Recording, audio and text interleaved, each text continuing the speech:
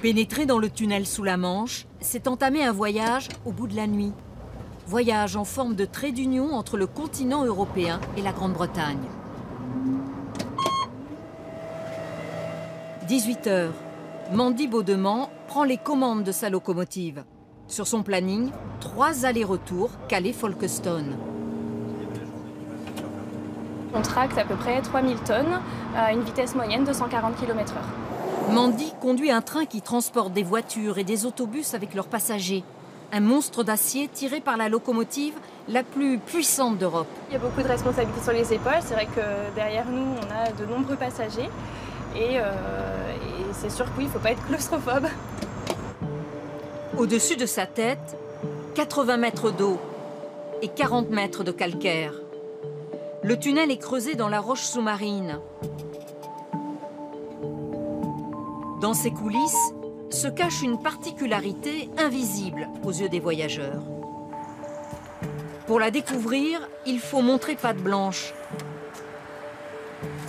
Stéphane Castille fait partie des rares personnes à y avoir accès. Il est 23 h.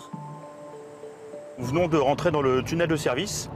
On conduit comme vous pouvez le voir, à gauche. Entre les 2 voies de chemin de fer, une galerie goudronnée court le long des 50 km du tunnel. Elle permet aux équipes de maintenance de circuler. Elle sert aussi de refuge aux passagers en cas d'évacuation. La route est étroite.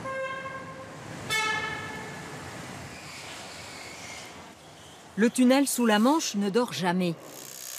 Cette nuit-là, une 50aine de chantiers sont programmés jusqu'à l'aube. Première chose indispensable, mettre les zones de travaux hors tension. Les voies sont alimentées par des lignes à 25 000 volts. Dans cet univers, on ne cesse de monter ou descendre des escaliers. Inspecter les entrailles du tunnel, ça commence par l'état des rails.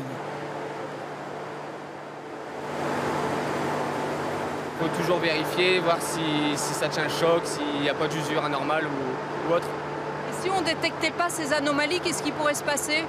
Une cassure du rail, très clairement. En cas de déraillement, les navettes ont été conçues pour ne pas se renverser et rester en ligne droite. Plus loin, voici celle que les équipes appellent l'araignée.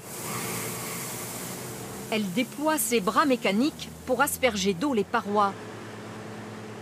La sécurité passe aussi par la chasse aux poussières. Ces dernières provoqueraient des courts-circuits dans les réseaux électriques. Tout est fait pour éviter un incendie. En 2018, 1 600 000 camions de marchandises, près de 3 millions de voitures et quelques 22 millions de passagers ont emprunté ce trajet. C'est à Folkestone, côté anglais, que se trouve le centre névralgique de l'ouvrage. Cette vaste salle, c'est la tour de contrôle du trafic. Les agents y régulent en temps réel la progression et la vitesse des trains. Ils sont en contact avec les conducteurs de locomotives français et anglais. On fait comme ça, Patricia. Tunnel nord, on va mettre du 120 km/h tunnel nord, s'il vous plaît. Sur les écrans s'enchevêtrent navettes et TGV Eurostar, un trafic en augmentation. Sur des bonnes journées, on est quasiment à 400 trains par jour, avec une entrée en tunnel toutes les 4 minutes. Avec un chiffre d'affaires d'1 milliard d'euros, l'enjeu économique est majeur. Pas question de laisser les rouages se gripper. Les navettes parcourent 250 000 km par an. Dans ce gigantesque hangar, les mécanos du rail les surveillent de près. Là, on a redressé un peu, mais on silicone le PE. Nouveau détecteur d'incendie, système de climatisation, caméras de vidéosurveillance. Les wagons sont régulièrement modifiés.